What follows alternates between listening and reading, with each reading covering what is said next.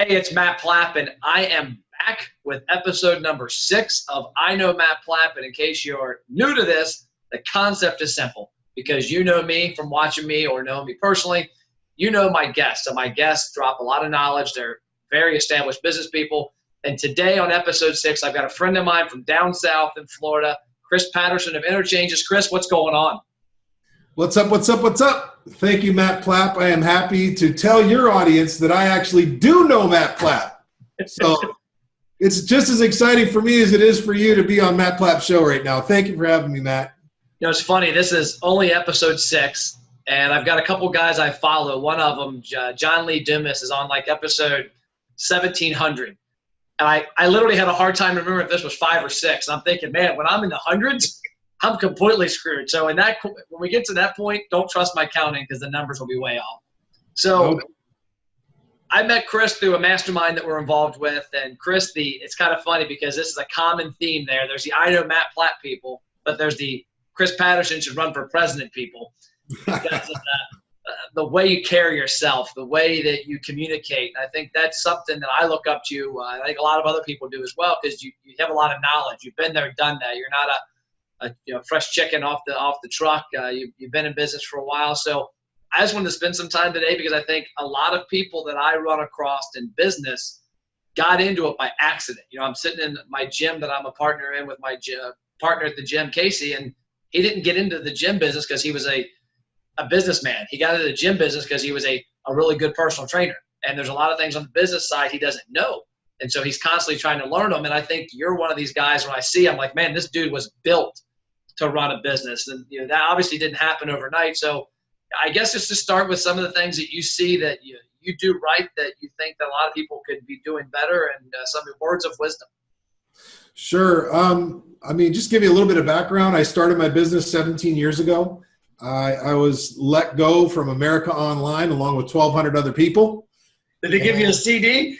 Yeah. Hey, I got them here somewhere. We'll have to scurry one up, but we definitely have some old AOL CDs. You've got mail. That was the sign on, right? But no, I've been very fortunate. The last 17 years, I've been running a digital marketing agency. I think people would consider me a dinosaur in the industry.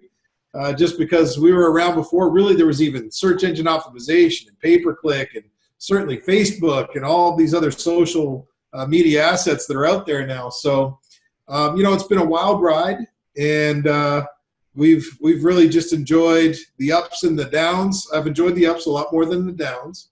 Yeah. But, for your audience, I guess, the question Matt asks is some business advice. I like to talk to a lot of the young people that are out there because I think they're the ones that have the biggest difficulty or the biggest struggle. So one of the things I always tell them is, there's tons of information out there right now. You've got more information at your fingertips than you've ever had in your entire life. And it can actually work against you if you use it too much. So make sure that you follow somebody who knows what they're doing, and then get really good at understanding how they do it, and then do it. And, one of the things that kind of the quote that we used when we started my company was bite off more than you can chew, and then chew like crazy. Because, the hustle and the grind is never going to go away. Sure, you're going to be able to leverage internet and leverage, maybe outsourcing and things like that. But when you boil it all down, you really have to have that internal fortitude to just go for it and bite off more than you could chew every single day, and then get after it and chew like crazy. So that definitely hits home with a lot of the restaurants I talk to. As you know, I do a lot in the restaurant business. I have a lot of restaurant and brewery clients, and it seems like a lot of restaurant owners are forced to bite off more than they can chew because early on, they're the chef, they're the manager, they're the owner, they're the bookkeeper. When you started your business, how did you compartmentalize those things and make sure that you were biting off as much as you could chew, but at the same time, not choking on those pieces you didn't chew correctly? Sure. Chief cook and bottle washer. I think that came right out of the restaurant industry, right? Yep. And for a good reason.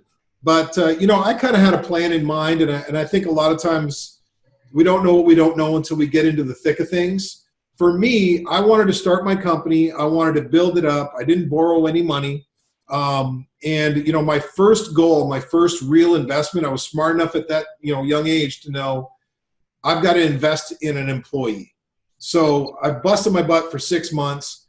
And then my first investment was a young man to come on board and take off a lot of the stuff that I was doing that he could have done.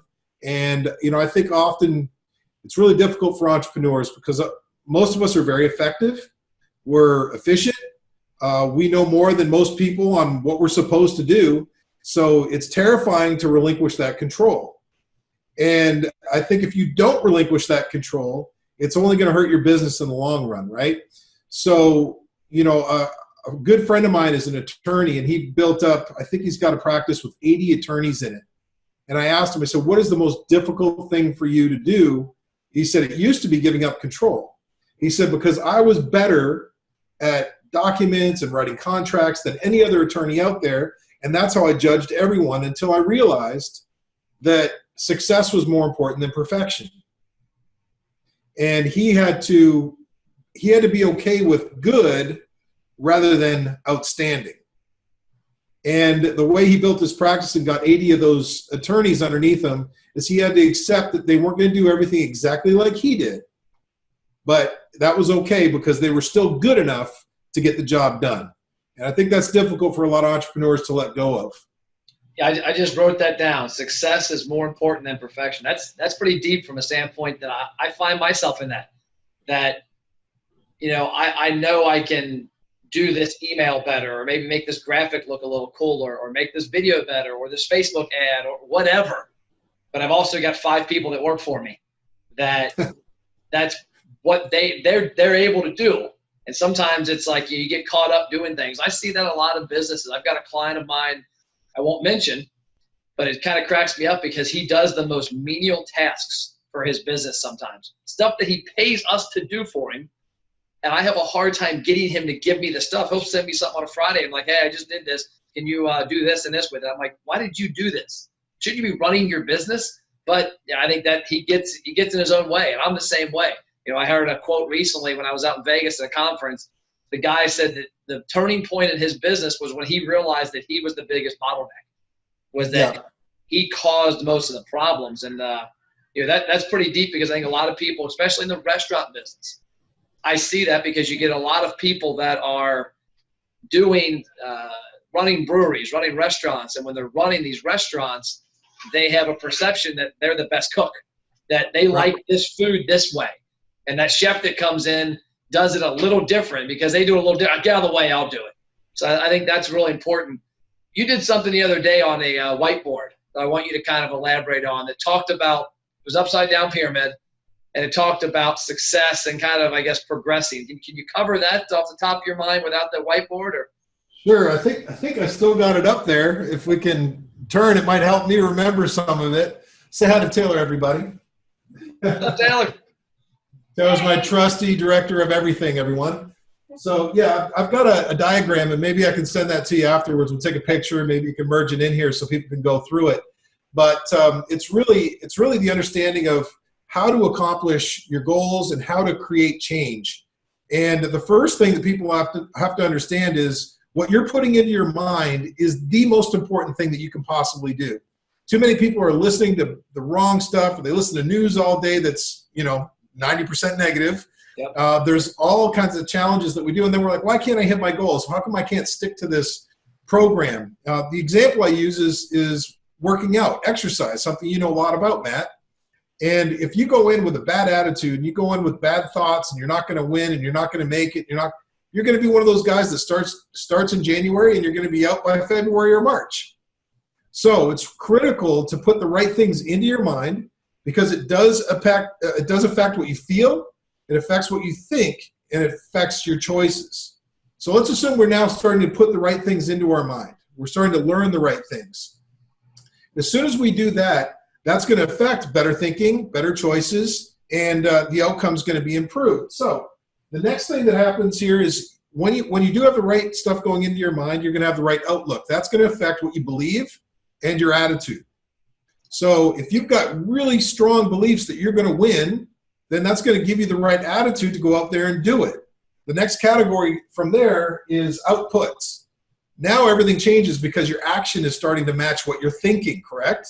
Yep. So the action is, let's say now you're sticking to your diet plan. Now you're sticking to your workout goals. You're getting into the gym. You're believing that you should be eating healthy rather than unhealthy. That's all tremendously important.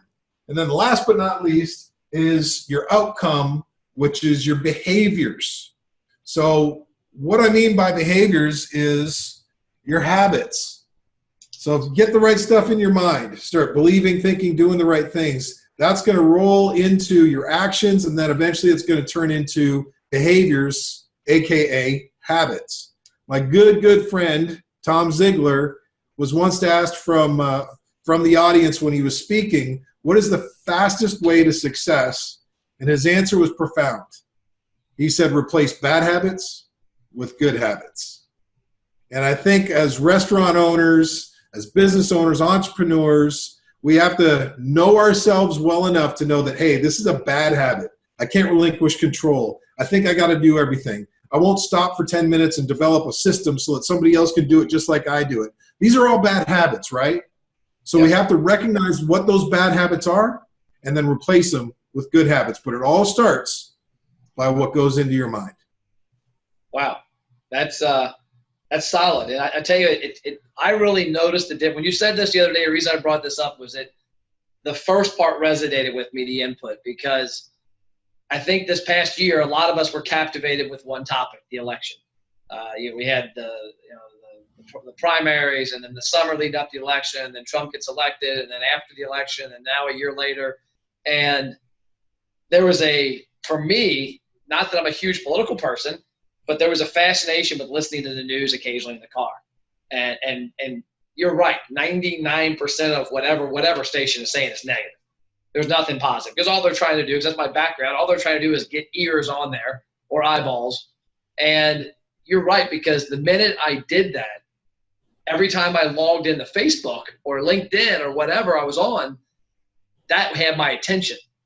And I was in conversations and arguments and just discussions about stuff that's meaningless at the end of the day. Yeah. And I did it too. But I mean, when you really boil it down, what does that economy have to do with our own personal economy? Goose eggs. Nothing. It has no effect, So often people have said, hey, are you Republican? Are you liberal or whatever? You said, hey, I'm an entrepreneur. And that's where my primary focus needs to be, because I can have more effect in my own life than the government or whoever the president is at that time will ever have in my life. Yeah. Oh, you're exactly right. And I noticed it myself when I started getting out of that. You were one of the people that told me at one time, you said, man, I listen to books in the car. I don't listen to the radio anymore. So I listen to a guy named John Lee Dumas, JLD. It's called EO on Fire. And it's a 25-minute podcast he does every day. He does them, I think, once a month, and then they broadcast them every day. And it's different what you can get from that, because I'll go from that to pulling into the office after that with a loud, fun hip-hop song that I like, and I go in the office, I'm ready to go. Whereas before, I was listening to the crap about Hillary and Trump and Bernie and this and that, and you walk in and your mind's not right. So I think input is a huge thing. There's the book, I'm sure you've read it, is Think and Grow Rich by Napoleon Hill. And I know he talks about writing down your goals and your I wills and saying them all the time, because what you put in is what's going to come out. 100%. So talk to me about, some of the books that you've read, or some of the people that you follow that have helped you along this journey, that have helped you, give you some good things to put into your head. Gosh, I'd love to. My favorite number one person that's influenced me because he actually mentored me is a guy named Zig Ziglar. And most of the people listening probably know exactly who he is. And I credit, a tremendous amount of my success to the unique opportunity of actually having him mentor me. So it was 1995. I was a complete loser. I was trying to do everything the right way, but I was doing it the wrong way. And, I'd crashed and burned. I had no friends left. I had no money left. I had no hope left. And through a unique set of circumstances, I got to meet the great Zig Ziglar. And he actually came into a health club that I was running. Back then I was running gyms. And I met him at the front desk. I couldn't believe he was there. I showed him around the club. And we got into the closing room. you know, and it was time to close the deal. But I just realized this is the greatest salesman of all time sitting in front of me, and I've just been tasked to close Zig Ziglar. And I did. I actually used one of his closes, which is, which would you prefer?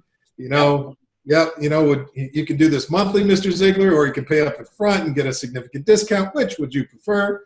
And it was at that moment he actually took his glasses and he was looking down at the paper and he looked up through the top of his lenses like this.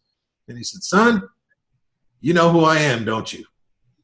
And it was at that minute I lost my mind. Of course, Mr. Ziglar, you're my biggest hero in life, and blah, blah, blah. And then he said something else that was interesting. He said, Chris, listen. He said, you did a fine job. I'm going to go ahead and buy the bigger package because I know you get a better commission. I said, thank you, Mr. Ziglar. I said, I'm honored. He said, but I also need personal training. And that was a light bulb went off in my head, and I said, Mr. Ziglar, I'll make you a deal. How about I train you for free 3 days a week if you'll spend just 1 hour a week with me working on my mind? And he said, son, I like your style. You got a deal. So wow. That's how I got the great Zig Ziglar to mentor me for 12 months living in Plano, Texas. I met with him most Sundays, either at the church or at a cafeteria or sometimes even his house. But he had the biggest impact on my life. And I still to this day read his books and listen to his CDs. I'm actually Ziglar Legacy certified, so I can do mentoring, I can do coaching, I do speaking engagements around the country, training a lot of his philosophies. But for sure, he was the biggest one that impacted me, bar none. It's kind of ironic because it wasn't him directly, but it was an event he did. I was right out of college. I graduated college with a degree in radio and television broadcast journalism. And of course, I was going to be the next sportscaster on TV. Realized within a couple months that wasn't going to happen. Ended up finding a job in radio sales. And my dad took me to US Bank Arena. He bought the ticket. It was $100 for each one of us. He went with me, even though he didn't need it. But he's a big fan of learning and education. And we went to the Success Seminar, was what it was called. And it was Zig Ziglar, Tom Hopkins, I want to say Tony Robbins. There was a handful of people there. And Zig, of course, was the headliner. Everybody knew who he was. And this would have been in probably 98, 99. I want to say spring of 99.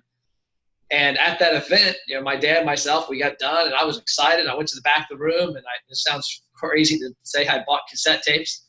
I bought Tom Hopkins. My dad bought Zig stuff. I bought Tom Hopkins stuff, and we traded off eventually. But I would drive around town, listen to those cassettes.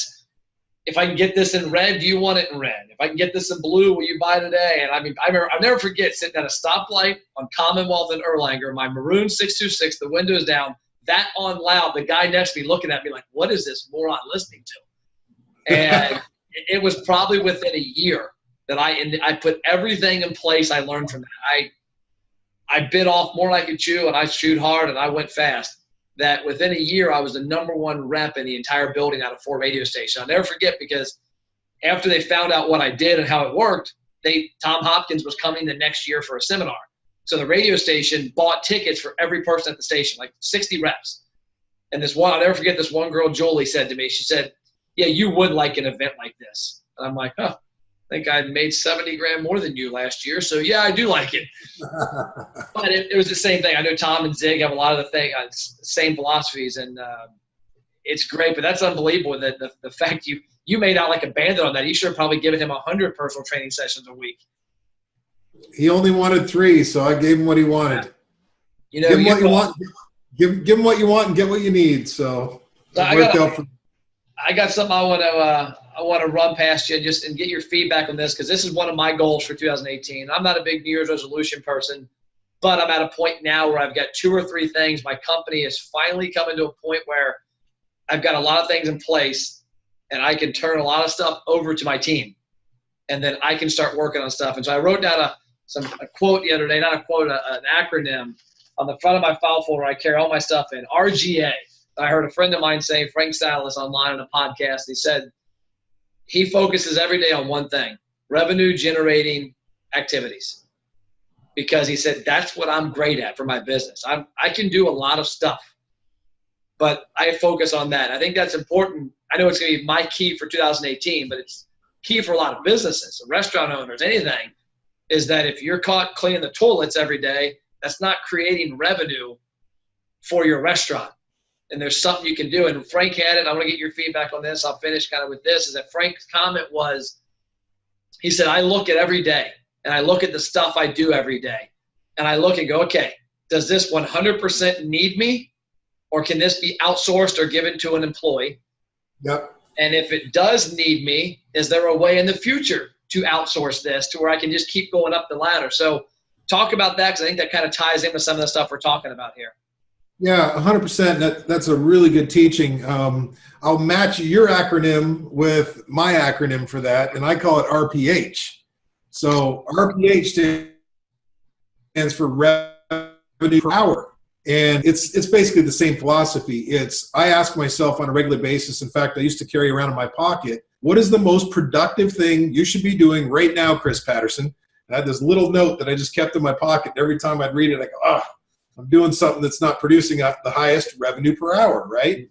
So, I have my team that thinks like this too. Every day I say, hey, please send me in your top 5 priorities by email first thing in the morning. What it does is it conditions us, it trains us to really think about what are my priorities for the day. We all get those emails, and then sometimes I'll send back and say, hey, this really isn't a priority. This is a task, or this is something that you have to do anyways. What is a priority that's going to help you work on the highest revenue per hour? So for an example, me doing an interview with right now, who knows who I'm going to reach? Who knows who may reach out to me? Who knows who's going to sign up at Chris Patterson Daily on Facebook and Instagram? You know what I mean? So we don't know the impact that's going to have versus, maybe just sitting around and brainstorming over stuff that really doesn't matter. So it's actually taking those action steps that will make a difference, not necessarily today, but tomorrow and beyond. Yeah, it's funny you mentioned that, because the guy that Frank was being interviewed by yesterday, he said, Nick, what did you do today? And Nick went through his schedule. And the one item, he said, I had a meeting at 9 o'clock with a guy. And he said, okay, that meeting, what did it do? And he's like, oh, it could put together some big business deals. It was an interview on a podcast. And he said, okay, that's something you can't shop out, and it's something you shouldn't shop out. So you want to keep that. That's a revenue generating goal. And so it's kind of funny when I looked at that activity. I've got a guy I'm working with now named Jonathan King, who's helping me sell some of our products to connections he's got. He's got, I guess, an at-large salesperson. And he saw me on a live event I did back in May on a video. I call it a video podcast, a Facebook Live with the Business No Bullshit page, where they interviewed me about my programs and restaurants and what I do and how I do it. And Jonathan was so impressed. He reached out to me. We created a relationship, and now he's part of my team at large. And so I look at that, and you might think part of me sometimes gets caught up in doing stupid stuff and would avoid those interviews back then. And now I look back and I'm like, man, if I could do one of those a day and I could get something like that out of every other one, my business would be dynamically different in 2018.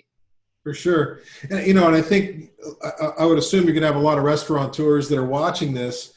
And one of the things that I think they miss, and this is exactly why you're here, this is why Matt Plapp exists, folks, so pay attention, is, if you're not working on outside of your company or working on your business, then, chances are it's going to have a difficult time growing. But with the internet, with the advent of all the social media assets and those types of things, you can reach not just one-to-one anymore, but you can reach one-to-many so quickly. Yep. And I don't know how many people are going to see this video, but goodness, if restaurateurs were spending a lot more time working on how do I reach one-to-many rather than, washing everything and getting everything cooked. No, you got to do all that stuff anyways. But are you making a discipline to shoot a video every day? Are you making it a discipline to figure out how to use these social assets or work with, your the Matt Plapps of the world to make things better? But that's the highest revenue per hour, in my opinion, because they got to get customers through the door. Okay. I agree. Hey, I appreciate your time. So I'm going to leave. I'm going to end with this and ask you for a parting piece, but I made some notes. So number one, revenue per hour. And I like that because that's one thing that I can work on next year when I'm working on my every day. My goal is to spend about 4 to 5 hours a day of hardcore revenue generating activities. So I look at, okay, what am I doing this hour? The pyramid, and you'll send me that graphic: input, output, outlook, output, outcome. The success is more important than perfection. I think that's huge. And one of the guys we follow that is one of our mentors, Billy Jean, I've heard him say that a lot, that he executes quicker than anybody in the advertising world. And he'll go back and fix the typos later. Because you know what? A lot of times success is more important and getting it out there than it is having a word out of 500 spelled wrong or the color a little different than it could be. And then last but not least, which was one of my favorites, was replace bad habits with good habits, because that's pretty profound, because a lot of us every day are doing things that we know, hey, this is something that I don't need to do or I shouldn't be doing. Do you have the guts and the aptitude to stop doing it and do something better? Absolutely. I'll just leave you with this. I got a young man who I'm just starting to mentor now, and he signed up the other day, and he has literally been – he's been at the same revenue year after year after year after year. And I said, what have you tried to do differently? And he kind of hung his head, and he said, this is it, meaning he was in the room with me. So, if you're stuck, you have to find somebody to help you. You have to find somebody that can challenge you. And, fortunately, you and I, Matt, we've got lots of great mentors like that we can run to. And you and I have even discussed before, but gosh, entrepreneurship really is the loneliest place on the planet unless you reach out and ask for help. So at Chris Patterson Daily, go to Instagram. Chris Patterson Daily. Okay. Look forward to being happy to help. What's the best way that people can, your ideal client, what do you want, people that are watching this that say, hey, I want to talk to Chris Patterson, what are you best at, what are you known for, and what's the best opportunity to work with you? I mean, you and I are in similar industry, right? So people come to me when they need more customers. So we specialize in working with manufacturers. We work with plastic surgeons, dentists. So, but we'll consider any type of business as long as we know we can get you customers. We'll accept you as one too. So. And you mentioned mentoring. What do you do mentoring? Mentoring usually maybe 3 or 4 times a year. I like to mentor. I think I've been given a great advantage in life being mentored by Zig Ziglar. So I've actually got programs. One's called Building the Best You, and I cover winning relationships, goal setting and achievement. Becoming the best person, becoming the best version of yourself. So I've actually got a program put together that I walk people through for either 6 weeks, 12 weeks, or even 24. But I got different programs like that. So if you're interested in some mentoring, hit me up. Okay, and I'll tag you in all this. And, this is why the show is called I Know Matt Plapp. It's not because I have a huge inflated ego, which my wife would tell you I actually probably do. It's because you know me, and because you know me, you now know Chris Patterson, and Chris Patterson and the guys like that and the ladies like that I'm going to continue to interview can help you change your business. So I appreciate you being on, Chris. I hope you enjoy the sunny weather down there while we're up here in the cold in Cincinnati. Appreciate you, brother. God bless everyone. Have a great week. See you, Chris. See ya.